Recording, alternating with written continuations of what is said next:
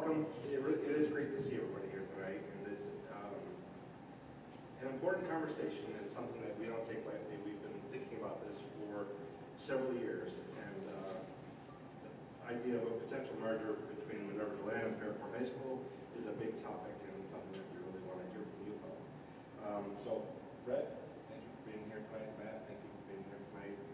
Bella, thank you for being here tonight. Bella, to answer questions. Kevin, Marty, Joyce, thanks for coming tonight. Thank you all for being here to listen and ask questions. Tonight's discussion is part of a multi-year process that includes gathering data, getting feedback, performing forward-looking analysis, and evaluation options. This has included the District Advisory Council, which engaged over 100 Fairport residents directly in meetings. Many of you were part of that. We had responses from thousands of Fairport residences to complete an online survey that helped us understand the priorities for the Fairport Central School District.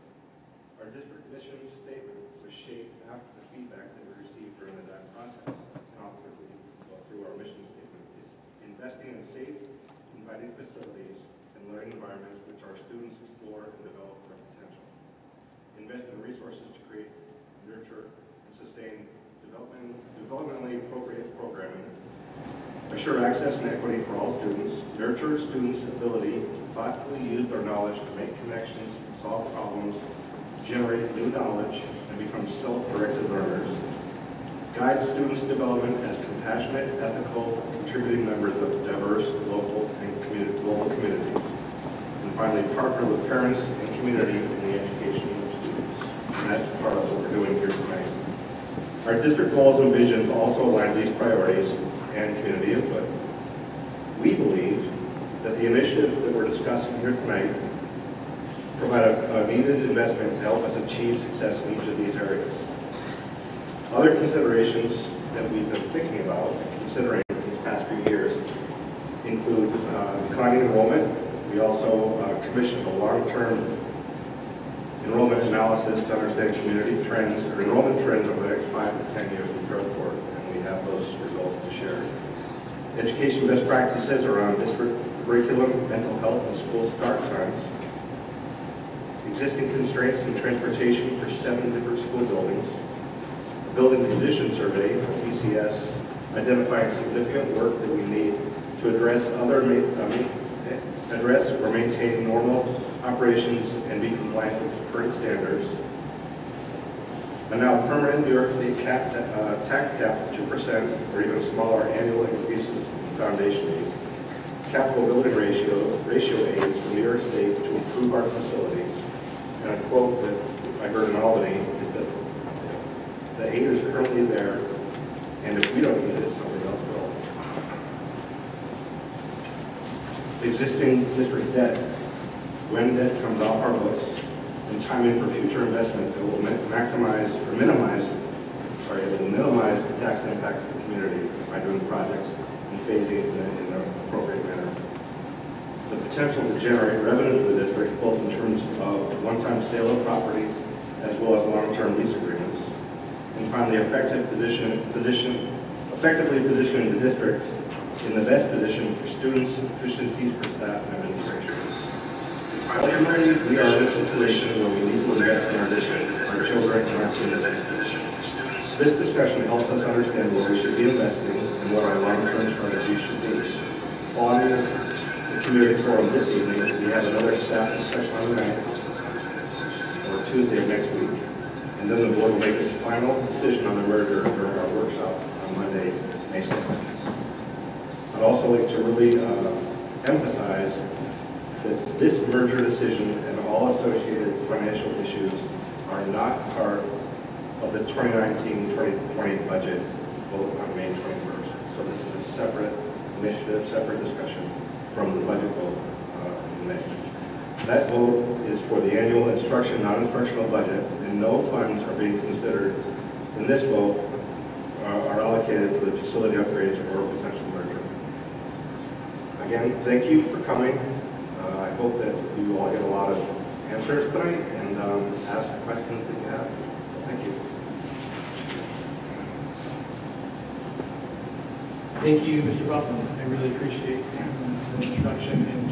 And as superintendent of Fairport Central Schools, I'm humbled and honored to serve our children, our incredible school community. Every single day I get to see and experience the joy from a K-12 perspective. And there's so much happening in our schools that really speak to our incredible heart and passion to be the best for our children, for our staff, and our community. We have an incredibly caring and passionate Board of Education from the very first day that I became superintendent. Their expectations about a strategic plan and making sure that we were thoughtful of how we move forward was the #1 priority. In year 4, I can say with some great confidence that we're aligned and we are centered with a strategic plan that we believe reflects the values and passions and interests and high expectations of our community. We talked last year about district advisory council. Before we go further, I just want to share with you planning initiatives for this meeting. We hope to talk about our strategic initiatives, just to give you a little flavor of where we've been. I think that context is incredibly important. This idea of maximizing state aid through project phasing is of utmost importance. We have an obligation to be fiscally responsible. We also have an obligation to make sure that our students are prepared for the workforce, being global contributors to our incredibly diverse society. But we need to do that in a thoughtful, planful way. We need to make sure that we're minimizing and managing the impact on teaching and learning. I have to stress, anything that we're talking about is a multi-year process. I'll be reiterating that throughout this dialogue. If there's a potential merger, if there's a potential merger, which the board is looking to confirm, I believe, in May 6th, to be exact, as we're coordinating calendars, it will be a 5 to 6 year process. Okay, so, and I'll be explaining why it is such a process so you can get some context. But so that means if you're a 2nd grader, today you'll be a 9th grader when you are experiencing this in the future. I have a 3rd grader, he'll be a 10th grader. So he'd be the last class if the board says that there'll be a merger. So I'm just trying to give you context. There's no reason to think that this is all going to happen next year or even 2 years from now, or if you have children at the middle level, etc.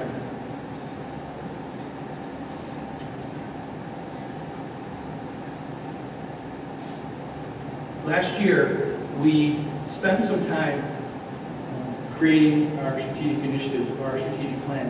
What was very impressive about our strategic plan is we had over 3,000 voices included in our process.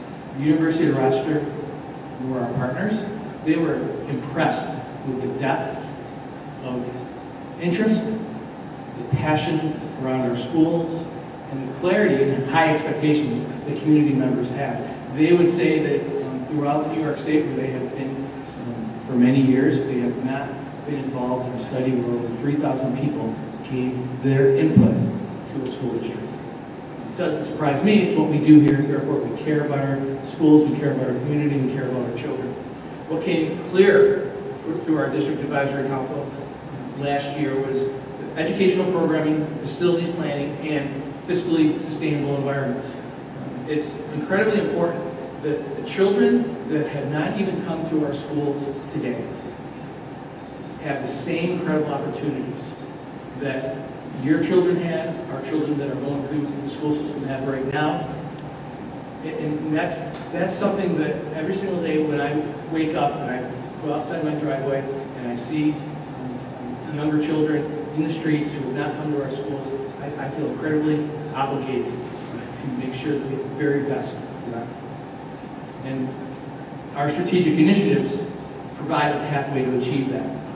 The biggest part of our District Advisory Council, again, were the ideas of educational programming, making sure that students have programming for today and tomorrow. The comprehensive programming, the electives that they get to take today, to make sure that the co-curricular activities that they're involved with, because we know they're so important to a student's experiences, they need to remain intact. We need to take a look at our learning environments and find ways to create flexible learning environments. The learning environments of today, or even more so tomorrow, 21st century learning is about these flexible learning environments, using space in multiple different ways. I was fortunate enough to be in an architect class today at the high school, and these students were designing and creating and rethinking a classroom that they use. It's a larger classroom, and they were reimagining their learning environment. It was so exciting, and the way that they had it, and the way that they were creating it, it was about being flexible. And it was about the furniture that you use, being able to arrange it, because that's how they're learning today. The colleges that we send our children to, these environments are commonplace. And this idea of curricular coherence, no matter what school that you go to, whether it's Martha Brown or JP, Dudley, JA, Brooks Hill, or Northside, there needs to be a level of coherence. It shouldn't matter where you live to the what you are learning. And there's high expectations in our community, in our teaching community as well, that this coherence is achieved. Safety, as you would imagine, is a priority. Whenever we talk about our facilities, whenever we talk about our environments, our learning environments, we need to make sure that we're focusing on building safety. Technology, having the right resources so students can learn in productive and constructive ways. Professional development, making sure that our staff has the right mindset, the right knowledge to impart this 21st century vision. How do you use these flexible learning spaces?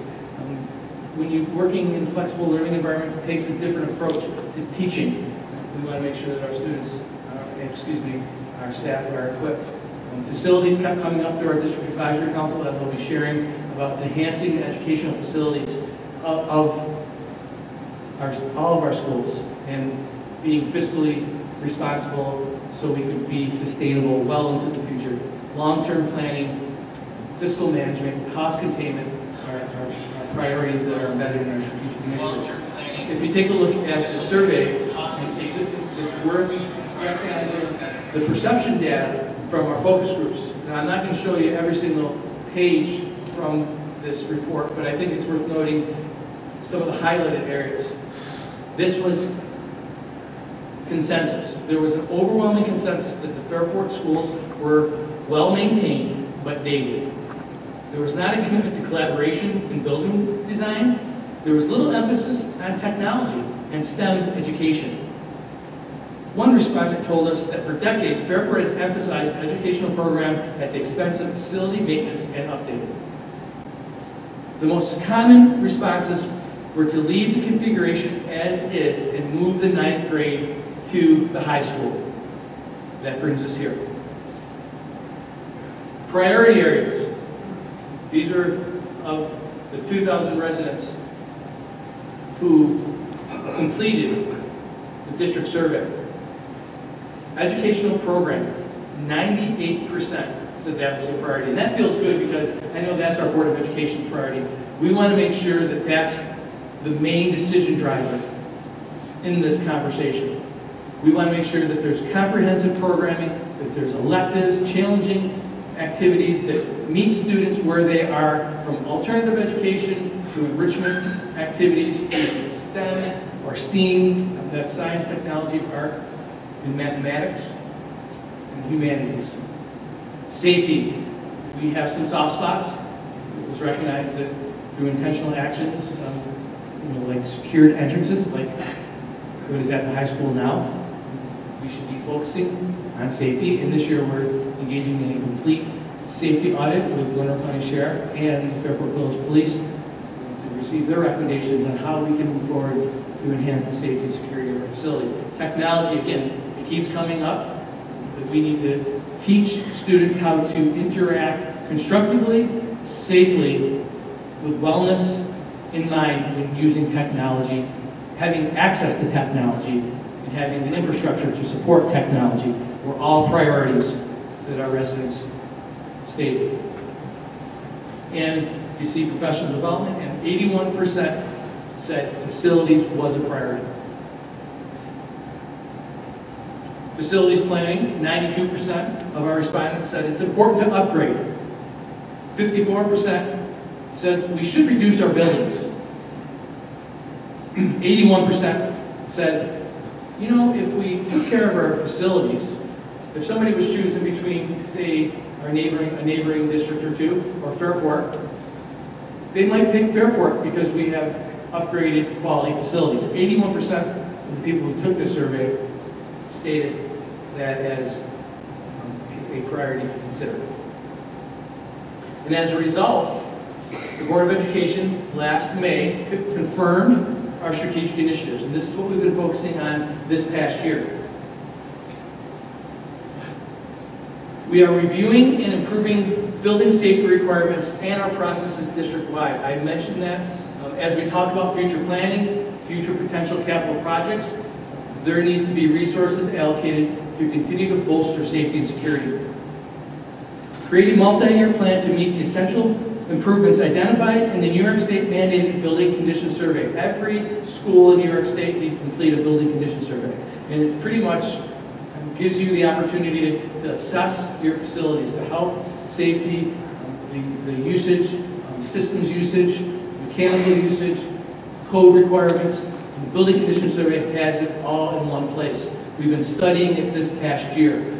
Our list is pretty comprehensive, as you will see. And then continue to implement and document maintenance plans. We have a comprehensive maintenance program. We need to start sharing the things that we're doing to preserve and protect our assets here in our school district. Now, this was this facilities planning, the very first initiative. We focused on pretty much the first 3 bullets on this initiative. Facilities Planning Initiative 2. Complete a cost-benefit analysis of combining Minerva, Deland, and Fairport High School. That's why you're here. We've been studying that throughout the school year. The Board of Education has had conversations at workshops and public meetings, learning about the costs and benefits of such a proposition. Looking at building renovations associated with our reorganization plan. The board has been studying the building condition survey, studying the strengths of our buildings and the areas of where we need to continue to improve. So everything that we talked to you about tonight is going to translate into what occurred this past year. This idea of 21st century learning spaces, that's that very last bullet.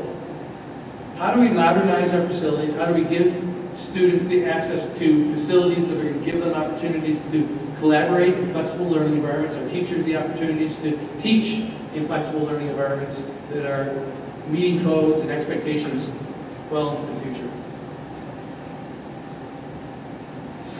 Our enrollment, we double-checked our enrollment. We used statistical forecasting this past fall, and they pretty much gave us really good news that our enrollment stabilized. We have 5-year enrollments. Anything outside of 5 years in the industry is not a reliable indicator. They feel really good, though, to say that we have reached a level of stabilization within the next 5 years. But we have lost a number of students through the years. If you take a look in 2019 to 2020, you see we have 400 kindergartners coming into our school district. If you take a look at grade 12, and I'm sorry my pointer's not working, my laser pointer, well there it is, it wasn't, it was 468 plus 22 students with learning needs. You are graduating significantly less, 80 less students in this scenario, okay? So that is going to continue to trend in that fashion. Okay? So what that pretty much means, instead of graduating classes of 500 or 550 in some years that we've been at, we're graduating anywhere between 415 and 440. You can see that we have, you take a cohort, you have gradual increases, and that speaks to this concept of our live birth ratios of -1 to 1, which basically means we have people leaving, but we also have people coming in as well. Now this is good news for our district because it's giving us consistency. So when we make decisions, we know, based upon the data that we have, that we have leveled off. We are not going to be seeing graduation classes of 500 anymore, but we're not going to be going anywhere. We're going to be staying between the 415 and 440 mark, which gives us a level of predictability. If you take a look at this particular graph, if you take in 2005 to 2010, that's the blue line. If you take a look at 2007 to 2008, there's 1,800 students in the building, and that was 10th, 11th, and 12th grade. If you take a look at the gray line, projected enrollments from 2019 to 2024, you're going to have enrollments of 1,700 if you match it up. Okay? So that's telling us that we can sustain bringing 9th graders over to Fairport High School. It also speaks to the fact that we will be able to grow a little bit with increased numbers if projections continue to bubble, or if they do bubble, excuse me.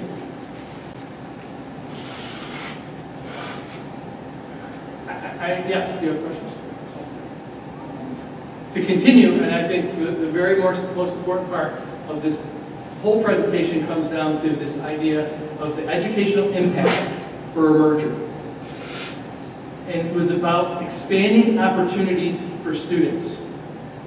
We don't want to merge if it means that we're going to be pressing kids into a building. Kids won't have access to academic opportunities. They don't have access to co-curricular opportunities or alternative education opportunities or ways to mediate and support students. We would only want to do something if we felt comfortable, if we can continue to meet the high expectations of our students, our staff, and of course our community. That's been a conversation over the past several months. This idea of transitions is very, very important to consider. We know that transitions are important. The less transitions, the better. Sometimes, if you're a Dudley Northside student, you can transition 5 times in our school district if you go to Dudley Northside. Otherwise, it's 4. But we need to make sure that we take care of our students as they transition. Having an 8-9 transition and a 9-10 transition has been an important conversation that the board has been having. Are we doing our best for transitions? What are effective transitions? What do they look like? What do they sound like? What do they feel like? And those have been topics of conversation. Again, if we're talking about a merger, coherence. How do we build coherence in our curriculum? And is there a way to do that? If you bring students over, does it bring teachers together where there's more natural opportunities to talk about teaching and learning? This idea of aligning start times to research. If there is a merger, that idea, that concept remains at the forefront. If it's not, if there is not a merger, that's going to add more challenges to that conversation because of the number of buses that it would take. It so happens that there's, if you take Minerva land offline and you repurpose Minerva land, those buses, 15 to 17 buses, could be used to support additional runs to support the aligning start times in high school. We know that we use the Minerva land facilities, athletic fields, the gym, the pool, the auditorium. You come here at any point during the week, this is a facility that we need to continue to use. Our athletic system depends upon it. Our arts depend upon it. So there's reasons why this would still be a viable facility for our students and our community. And if we continue this idea of potential renovations and minimizing impact on students, this could be possible swing space as contractors work on our building. And I'm going to give you an opportunity to ask questions. So, but before we do that, I'm going to ask Mr. Stevens to talk a little bit about the fiscal impacts of the merger.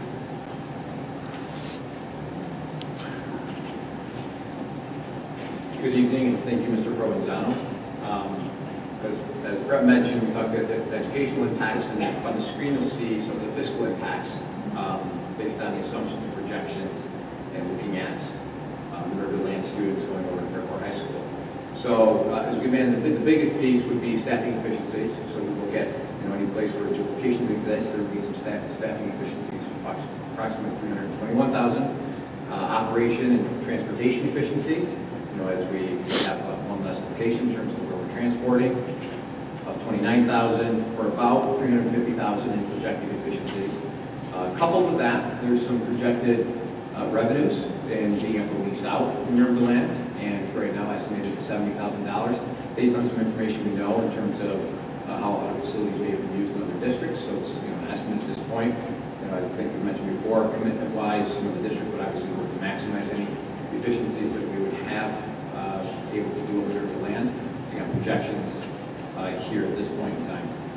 Other pieces, as we look at our different properties that the district owns, there's administration buildings such as the district office, there's Ballmer Place administration building, and then some land over at Whitebrook in terms of the district owns. So those would be opportunities for the district to have some potential one-time revenues in selling facilities. Any facilities that have outstanding debt on them, the district is required to place such money into a reserve for debt service fund to pay off future debt. So those pieces can help go against outstanding debt that the district has as well in the future.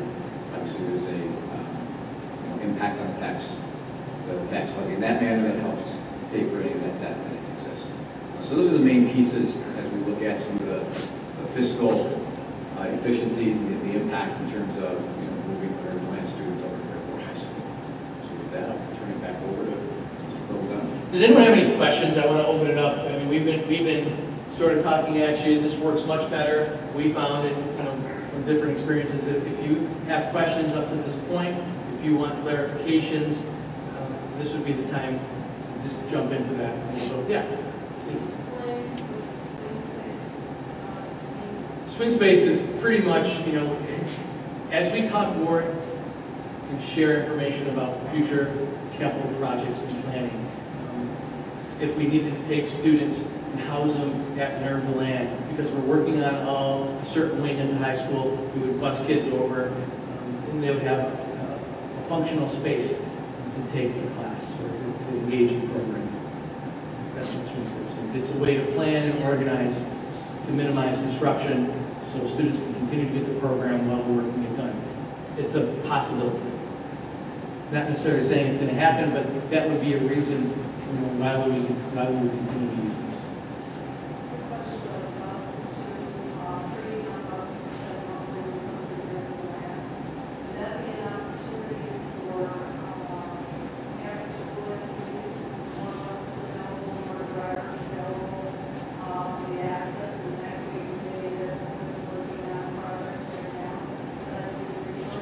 You're putting more buses, you're taking more buses out of route and being able to use buses in different capacities.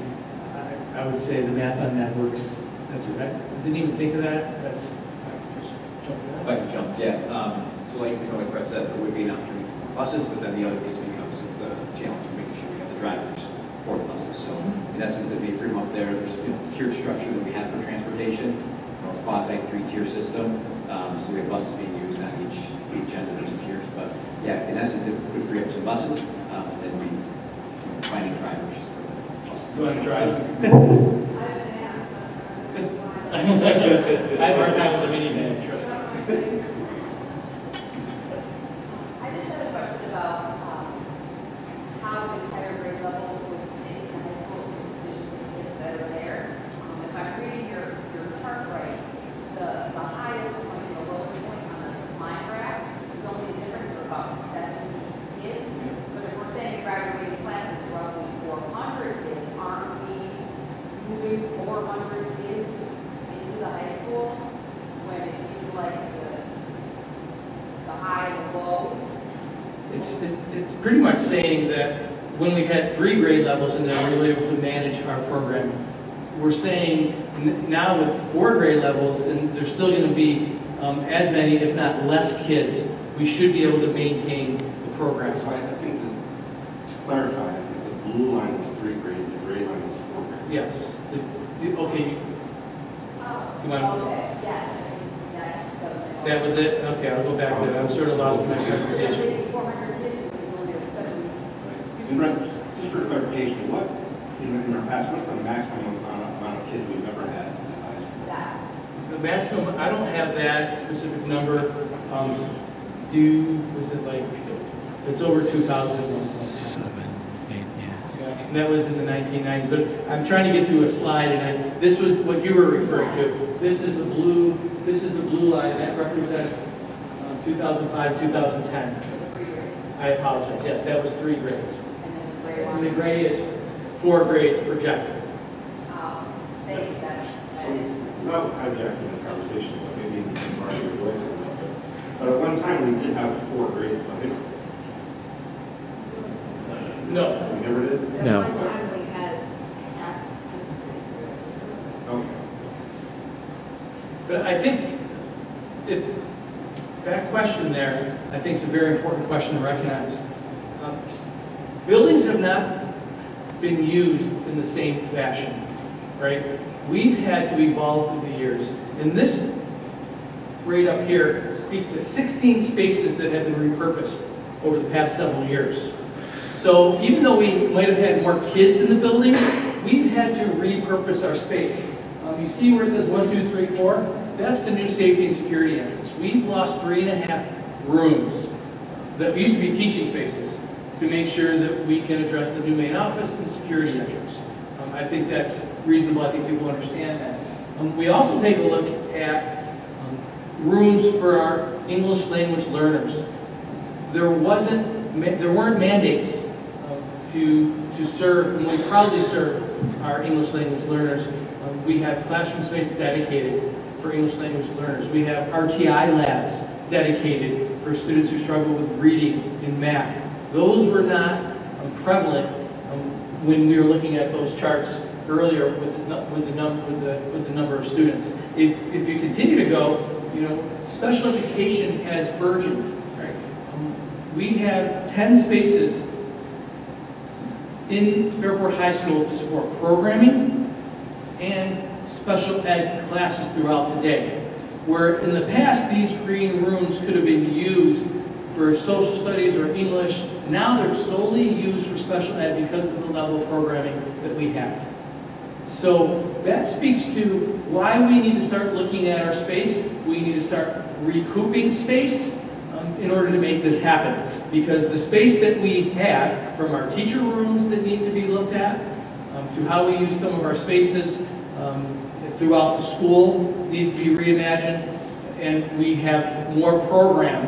And that's not a bad thing. It just makes the math not as simple as you would think that you should just be able to bring those kids in there. Because that was my question for several months. Well, let's just bring the kids over here because we're able to sustain it. Well, if you start taking a look at, we've lost 16 classes, and it doesn't count the professional development room that we use at Fairport High School. It doesn't count for the number of teacher workrooms, which are important because teachers need a place to go, but we need to rethink those spaces to bring the kids over. Yes? When you are talking about leasing, what are you looking at for the kids as a local neighbor? So I'm gonna give this a shot, and then Mr. Stevens, I'm gonna give him enough time to come over here. There are certain obligations and parameters around who can lease this building. Public entities, governmental agencies, we can't lease private. Mr. Stevens. I think he covered it. He's got it. And that's primarily because school districts issue tax exempt debt.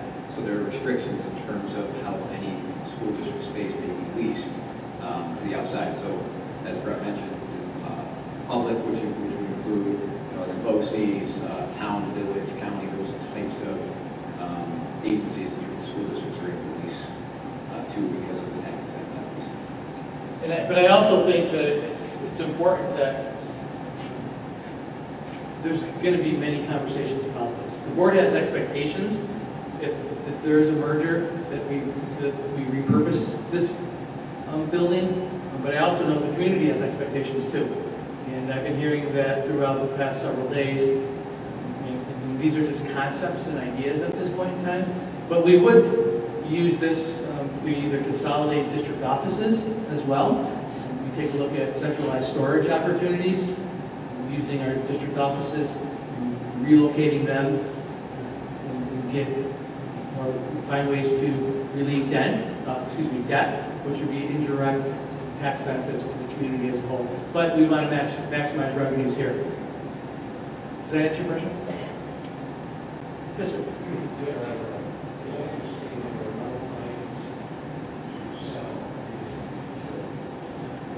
There are no plans as of today to sell any of the buildings. I will say clearly that I do not believe that I will be making a recommendation to sell Minerva Deland.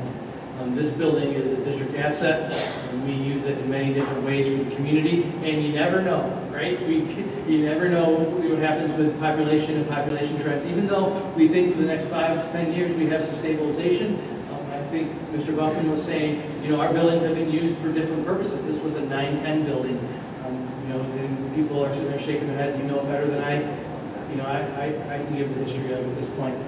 But if you take a look at Palmer Place, if you take a look at the district office, if you take a look at Whitebrook, across from the Lollipop Farm, I think there's an expectation that we seriously consider those properties and decide what we're going to do with them, right?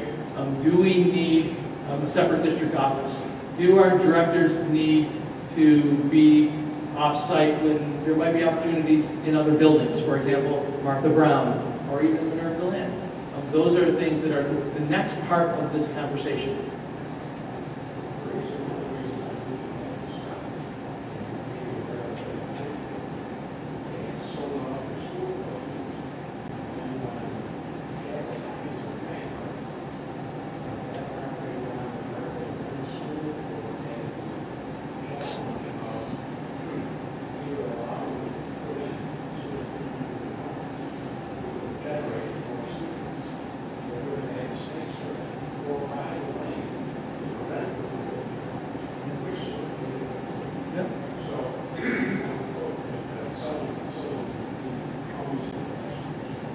And I think that those are the lessons that we learn, and that's why they, whoever they are, would say you never sell a building as such. Now, if you take a look at, we call it the White House or a district office, or you take a look at Palmer Place, those are not instructional buildings, right? So if we can reorganize our space, find ways to create efficiencies for the benefit of the community, that might be a recommendation that's viable and worth exploring.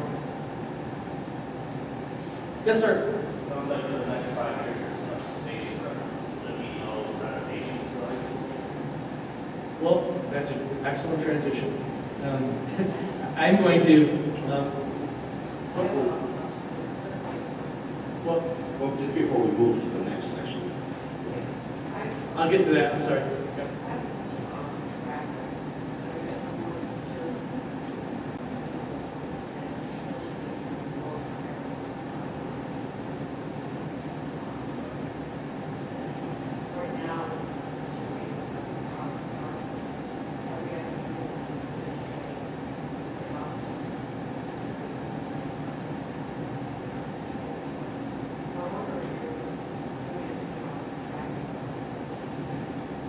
So, thank you for sharing. Traffic is top of the conversation. I believe our board was talking about that in their last workshop. Ms. Kostek, I know you can jump in at any point in time if you choose, but a traffic study is part of the seeker that we need to study. We need to take a look at the flow of traffic. We need to see if we can find ways to relieve traffic patterns. We will have decline in a moment. So, as I was saying, with 500 kids going down to 440, that's going to be 60 less, potential cars coming in for kids. We will be looking at different ways that we could find parking on the outside of the building.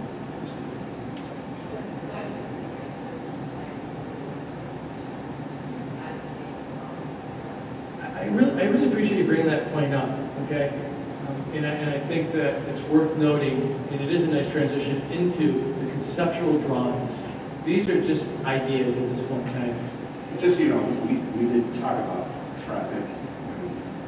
We did talk about this 2 nights ago at our work meeting. It's a big issue for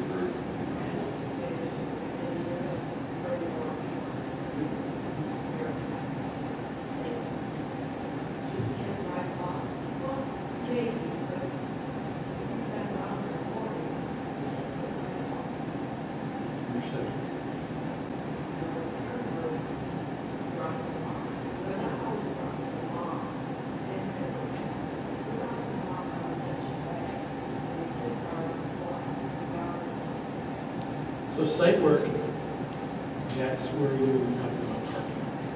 How can we relieve traffic patterns, studying traffic patterns, and our architects and construction managers have teams that study this, and we'll be putting forth recommendations.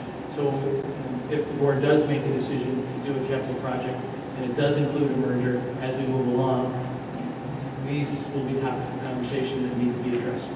And there are some conceptual ideas out there, but they haven't been part of these presentations. Now, in order to move forward, I'm going to invite our friends from Bala, Kevin Radmacher, and campus, Marcus Gazito, to talk a little bit about the phases of the project. Now, I'm going to highlight this. There will be multiple steps to a merger. Okay, the first one is happening, it's upon us. It's May 2019, the board is going to make a decision. And that's May 6th, I believe it will be at Fairport High School, and then 5/12 will be a board workshop. The second step, the board needs to think about a potential capital improvement project, which, by the way, has nothing to do with a merger. It takes care of the things that we need to take care of first and foremost in our buildings to sort of set the stage in 2022 for another capital project that would go, again, to the community that would hone in on bringing students over. Can I just add a couple things on the first? Of course. I'm doing it in the context of something that's not too bright, so I just want to clarify something. That the first phase of the renovations really involve boilers that are 30 years old and science classrooms that are built in the 1970s, and just stuff that has to get done. It has nothing to do with a merger. It's just old stuff that has to be fixed for us to maintain the district. Which is what we're going to jump into right now. So I think there's some good visuals. Just to change the voice, because we're going to change up some deeper voice. Kevin Radmacher. So we are on the floor plan. So this is the first phase. This is the first floor plan. Everything that's on here is either an infrastructure or a building condition survey item. So when we conducted the 2015 building condition survey, we actually sat down with administrators in every building and we captured that information. A lot of this gives an assist actually to the future possibility for merger, so that'd be the second project in the scope. But here what you're seeing is you're looking at the floor plan. In the center there, that is the current kitchen cafeteria space. Right now it's split up into 3 separate cafeteria spaces that aren't very large. So what we'd be looking to do is open that up. That allows for a greater capacity of students, even if it remains the same. More supervision across that space, and also reconfiguring the survey line, updating all the kitchen equipment, which is what I want to jump in. The kitchen space cannot, the cafeteria space cannot be undersold. Within this place, this new space, yes, it would be wide open. It would be inviting. It would be mirroring what students are going to be experiencing when they go on to the next phase of their life, rather than have being chopped up in sections. Supervision is limited. But if you take a look right here, we're looking at creating a different space for students to collaborate. If you know the high school right now, they have room 512. That's their only large group instruction area. We're looking at putting another large group instruction area, that flexible space to give students some different options, to give teachers some different spaces to learn in. If you know our robotics team, we're proud of them. They're hanging out at Martha Brown because there's no space at the high school. These are high school students. Martha Brown's an excellent host. We would envision a Saturday afternoon where our kids are using this wide open space. So it's wide open, and it can be used not only for cafeterias, but for learning and instructional space. I think that was definitely important to recognize as part of the plan. Also, you can see that little large space there is a gym, and then the updating the infrastructure within the gym space. The lower left-hand corner is the team room. So that was thought about in the last capital project. We were able to handle that with the budget that was available. So that's basically the project. And it would be, if anyone's seen the new locker rooms, it would be done to look like that. you're going to see in the next slide here, if you look at the back of the cafeteria where the kitchen is, that is under the science classrooms. So it makes sense, a lot of sense to capture that space, and because all the plumbing lines up and all the plumbing is in the ceiling space or the floor below. So we'd be looking to reconfigure that science classroom space and make that larger and more flexible space for today's learning requirements. Did anyone go to Fairport High School in here? Raise your hand. These are the same science classrooms you have. Okay? And if you were going to school in the 1970s, again, requirements, code, lab spaces have changed. Our teachers are making do. They're doing wonderful things with our students. However, time has changed, right? Our students have not benefited from a different set or a different room with safety requirements and code requirements for lab settings. So we would be carving out new space, opening it up, creating more space for our teachers and our students so they can learn in a quality facility.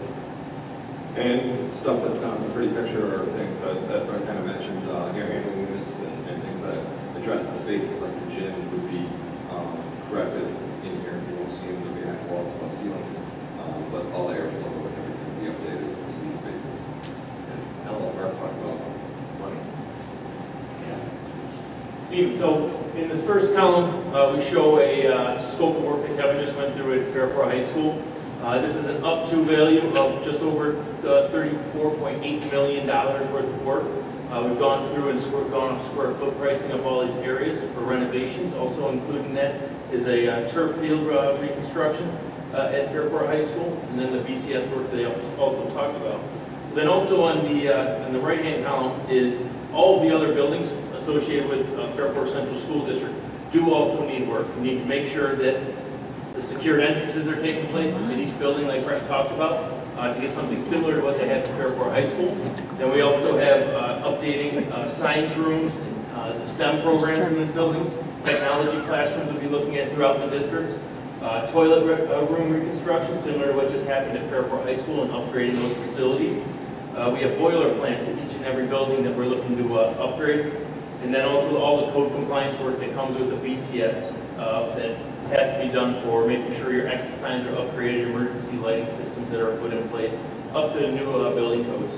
And then here at Minerva Deland, we'll be looking at doing some asset preservation work to make sure that this is one of your facilities, to make sure you've put your money into it. So with all of that work, we're looking at an up to value of $12.2 million at this point for a total potential project being $47.1 million. These are all things that we work through a conceptual scope of work to identify that continue to refine these numbers throughout that process. Mark, just before you move on, the building aid units, Yep. what percentage of that would be aidable in New York State? Rough estimate.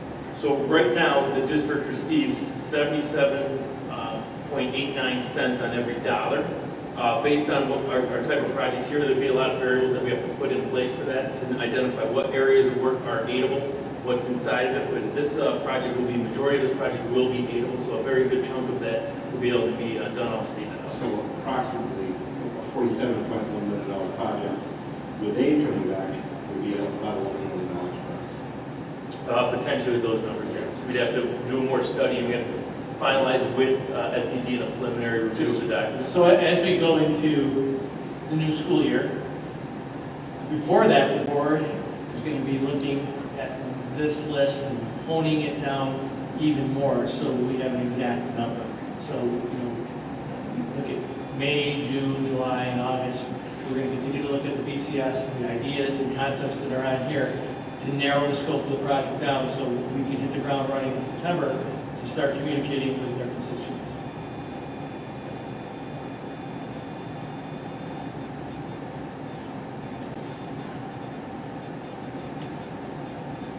So Brett was speaking about this slide before and talking about some rooms that have been overtaken over time for instructional use or security on both floors.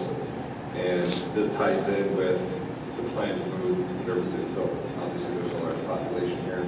There's now some vacancy that we've seen from our study of the use of the high school, whether that's by period or by space, fully open all day long. We've taken a look at that, and it roughly lines up with what's utilized here When you bring that over, there are some inefficiencies with specialized space, science classrooms, or just the difference in instruction. You're not bringing a 10th grader over to fit them into a 10th grade class. So we did have to adjust some of the floor plans, add some some new classrooms to achieve the count we needed to accommodate all the instruction. If you look, Go ahead. so if you look at these tan areas that are around the perimeter of the building, those are ideal classroom spaces. What SAD requires is that you have 30 feet of visual relief in windows on a classroom. So some of these areas have been repurposed as teacher workrooms or resource rooms. So what we're looking to do is kind of flip that idea. So we're going to repurpose, make those classrooms again, get the student count up, and then we're going to provide spaces like Brett mentioned before, LGI and collaboration spaces for teachers and students in the cafeteria space, but also reimagine what's going to go on in the library space. So we have some areas, some rough square footages held out so that we can have teacher workrooms and student collaboration space in a modern library. So we have up to 7,000 square feet of potential teacher-student space to reimagine. We're recapturing some of our workrooms that the teachers need that collaboration time and that opportunity to do the things that teachers do when they're not teaching. Their classrooms are being used, they need a space to go. We have opportunities to reimagine space throughout the district, throughout the building, to give them that space in a way that's collaborative. Take a look at the library, there's opportunities there to bring teams in, our user group teams. That would mean our librarians, our teachers, the administrators are in there that are using that space. They will actually detail that and make it usable. There's lots of unused space now. We want to reimagine that. This is the concept here. I think it's important that you recognize that, as we get from, the concept will be a reality phase, and the drawings and renderings will be, give you a sense of the reality, that the staff who use it will be creative. Excellent point. A lot of this is conceptual. We need to put that on there to kind of have an idea that it might work, also to provide some content so that we can provide estimated dollars to that. But that will constantly be refined throughout the design process if this is decided upon. And I just wanted to reiterate what you said, Brett, and that's, these are concept drawings to get budgetary figures in place, but as we refine this into something that actually is going to be put in place, we'll do it in an open, collaborative fashion so that teachers and staff members who use the space will have input into what happens. Absolutely. The other item that's really controlling the merger concept is providing a small addition here at the end of the high school and repurposing the current fitness center. So that will become a 3-classroom space, and the addition will become some new STEM classrooms, and that'll allow the full student population to come over from Minerva. You see a couple other tan areas on the plan. Those aren't necessary for merger, but they're in the project right now. So part of that is the pool reconstruction or improvements is in there, but that's not necessary. And you'll see on the next slide that it's not associated with the dollar value related to a merger. But also the fitness center would move towards the back parking lot and the events entry, and the athletic director's space would move towards the end of the building. That would help assist with the security level in the back of the building, and also allow for some ticket sales and some throughput at the very back of the building without them coming in the main area. In the beginning, I mentioned our district advisory council, this idea of the expectations of the communities, of our staffs, even our students. After talking to them today, we need to have flexible environments, give students the opportunity to interact with each other in different formats, different venues. If you take a look at this little bump here, New York State gives a one-time building aid for a STEM bump, right? So we'll be maximizing aid, and it would suit a district advisory council priority with these learning spaces that we're reconfiguring. What we're going to try to do in the library with using space differently is to create some large group instruction areas so we can have these interactions more prevalent and more common. Right now, they're the exception. We want to make them more prevalent throughout our school. And even though we have a small addition here, it's meeting the need or creating opportunities for our students to be in flexible spaces, which was a priority through our district advisory council.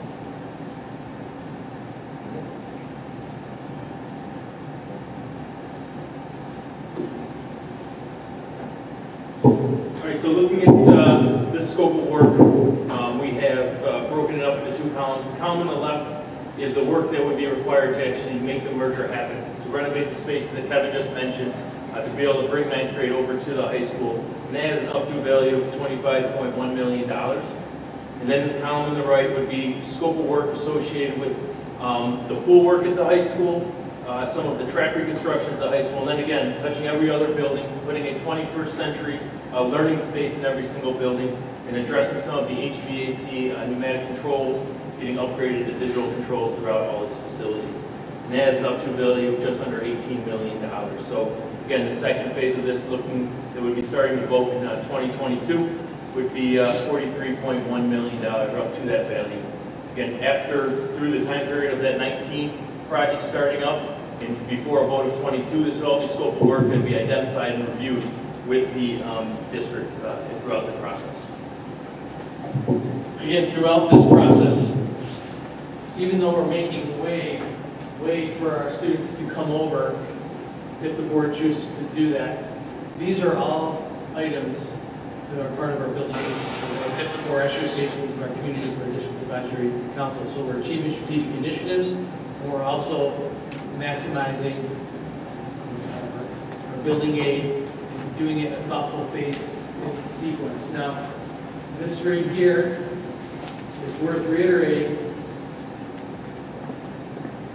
There's a three-step process.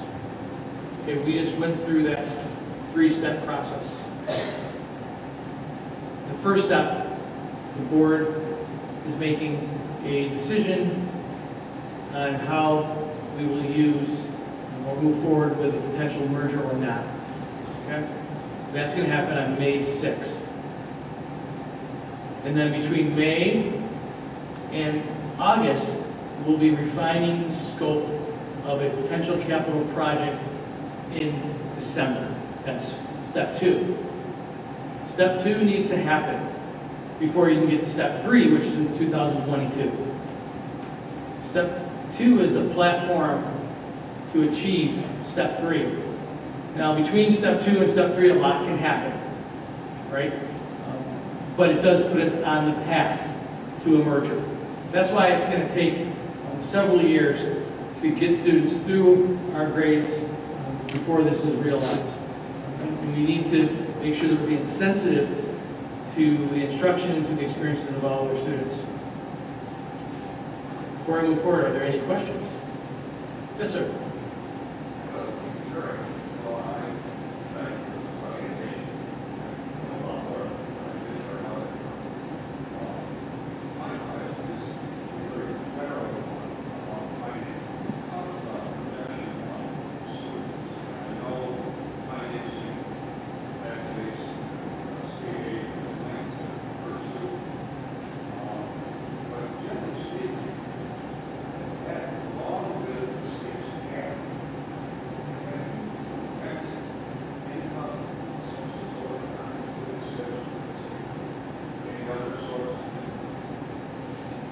Other sources of income to generate for the district?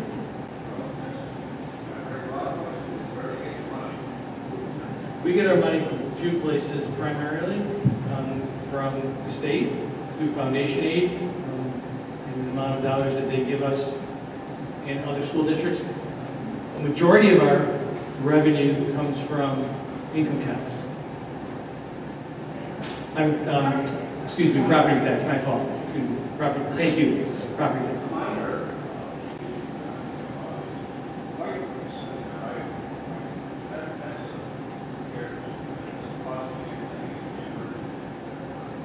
At this point in time, it's not cost us anything, except for what we paid for it back in 2000, which I think was approximately $372,000 approximately. We got to double check that.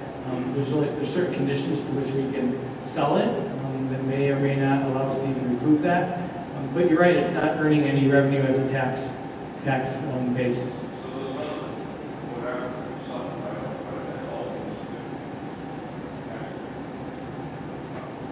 Well, it's something that we need to consider. We need to look at all of our properties that are not housing kids. White Brook, obviously, is sitting there, looking at different, options there. We looked into, could we have it be a nature center? It's not zoned for that. We can't use it for that. It's in the deed. We can't use it as a parking lot. So there's only certain things that we could do with it. So we're going to be looking at that for the next several months to determine when we sell that. We sell it back to Lollipop Farm. Again, the district office on Fairport Road needs to be looked at. Baldwin Place, which is inside the village, needs to be looked at. These are all office spaces. And with some of the decline in enrollment we had throughout the district, could we reallocate administrative offices back to the buildings and either lease or sell those properties? And then you get one shot bumps revenue to offset debt that's on the building or to impact the tax rate directly. But it's part of the plan, it's part of the consideration. But I would say that what needs to happen first is May 6th, which is the board needs to decide what's happening with Minerva Land for high school potential merger. Yes? We have a potential 11 million gap. Are we looking at the potential for teacher cuts, other program cuts to start paying for that project? That has been part of our conversation. We feel that we have high levels of stability with our enrollment now. We've right-sized over the past 2 years. As you know, the past several years there's been layoffs and it hasn't been easy. But we feel that with our projections and what we're seeing coming through, that we're starting to stabilize. And we're not going to see that level of impact as we move along. Yeah, Jim, I believe you're talking about the local share of any capital projects. So in essence, anytime capital projects go forward in the school districts, there's certain processes where they're reconstruction projects. It's state aids in over 15 years, so we can see districts issue long-term debt for those projects. So the district works to balance that with any debt retirement that we have in terms of trying to maintain those things at as levels of pace as possible. So it's not all a one-year deal. It's usually reconstruction over 15 years. If that makes sense. I think that's the From a novice perspective, capital project money is over here, and operating budget money is over here, and they don't mix, right? So because we're doing capital projects, we issue voter-approved bonds to pay for that, or our operating budget, maintaining the schools and paying teachers is separate issue. So that's the way I see it. Yeah, two separate pieces. So the state building aid doesn't flow without capital work taking place, so that money is not available for schools and the schools actually reconstruction. It's one of the priorities, though, and I think it's well suited. Right at the beginning, you were talking about how we want to maximize state building aid through project phasing.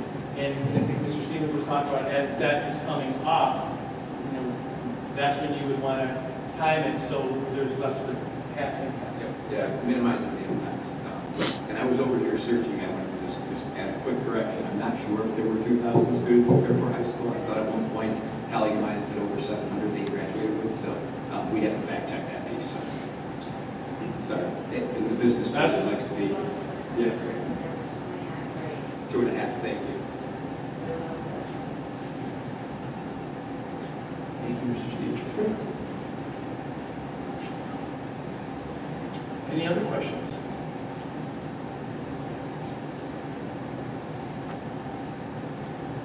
Yes.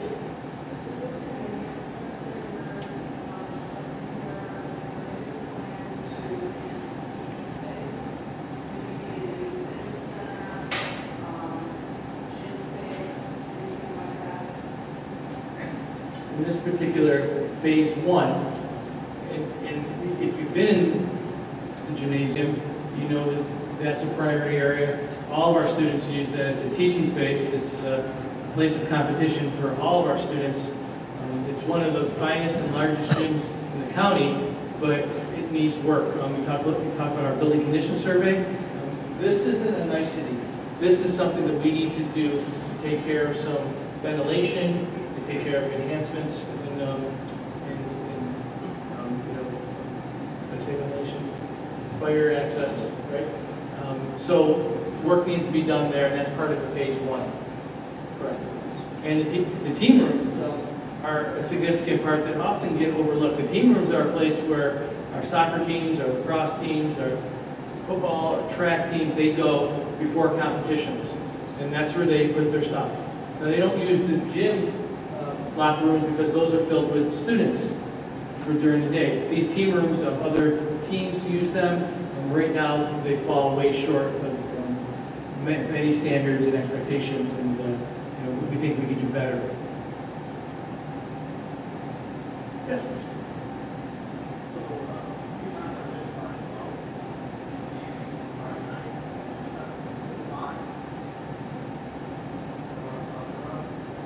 So with the upgrade to the HVAC, all that, that becomes very difficult. And building pricing, is there an energy savings impact? There will be an energy savings impact, but we haven't calculated exactly what that might be. And there'll be better airflow in spaces that we renovate. Definitely any space that's attached to an air handling unit that we're going to replace will have better airflow. Not sure if actual air conditioning it is, and so yes, we can. Just not when you were there.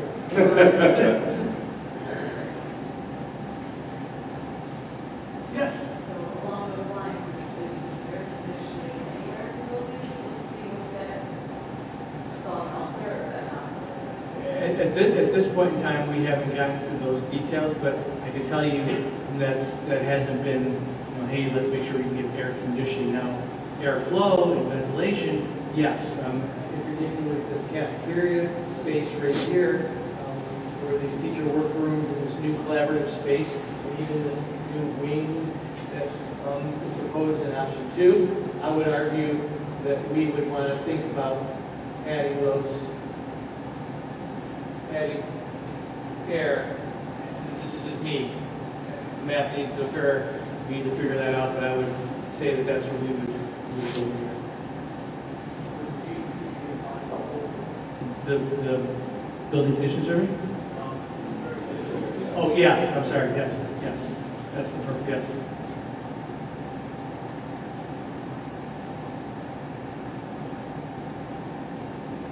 Any other questions?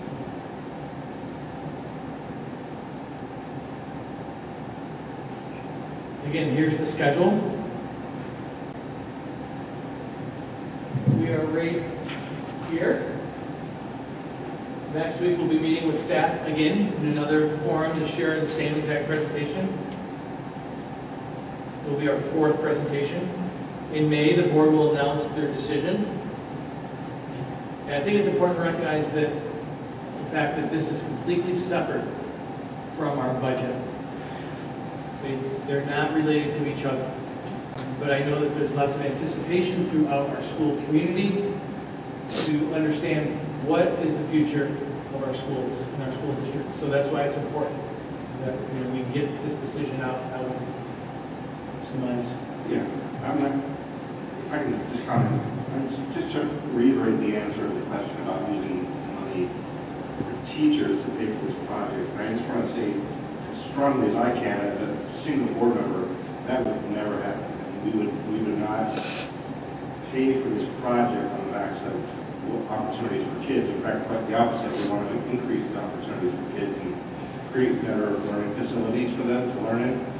But our teachers are obviously critically important. So the two considerations is don't mix. Yes, sir. What's the driving force again behind this side of this building versus, say, JP? When you're talking about still needing to use this space right here, and JP has a cafeteria, this is great space. And the pool is here. Is it a classroom problem, or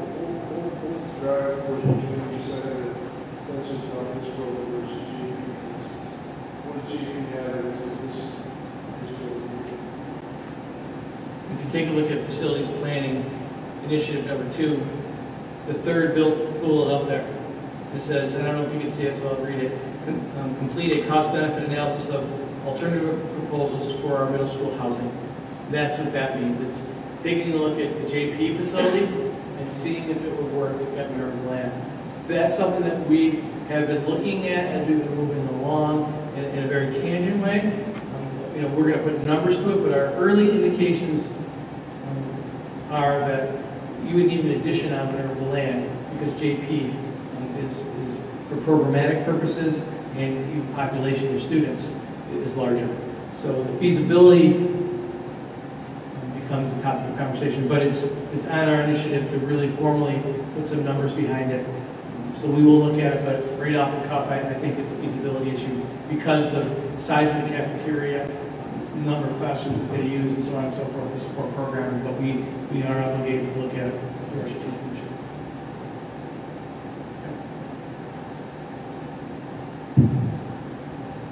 Any other questions? We have cards up here. If you would like to leave a question in writing to us, any comment, doesn't need to be a question, we'll be happy. I know our board is very interested to hear your thoughts and questions. I think that wraps up our evening. We really appreciate you coming out and hope that you found that it was informative. Thank you.